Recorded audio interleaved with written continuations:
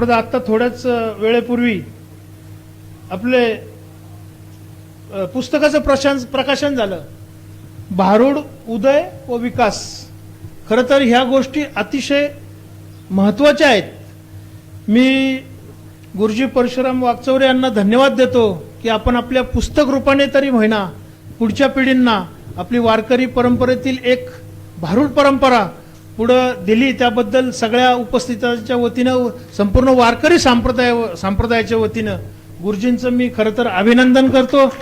आणि गुरुजींना मगाशी मी जाता जाता सांगितलं की बीजोत्सव झाल्यानंतर अष्टमीला ललित असतं आमच्या गावामध्ये, आणि ललिताला जे काय भारूड करत होती मंडळी ती आता वयोमानाने काही निवर्तली, निर्वाण झालं त्यांचं. पण त्यांच्यासारखं जे भारूड करत होती ती मंडळी अजून आजतागायत आम्हाला पाहिली मिळली नाही. मी गुरुजींशी संपर्क करून त्यांना त्या सेवेचं मी खरं तर सेवा उपलब्ध करून देण्याचा प्रयत्न करेल. त्यांनी जरूर ती सेवा करावी अष्टमीची देऊगावमध्ये. अशा अनेक आपल्या ज्या परंपरा आहेत. आता माझ्या नावाचं खरं तर निर्मल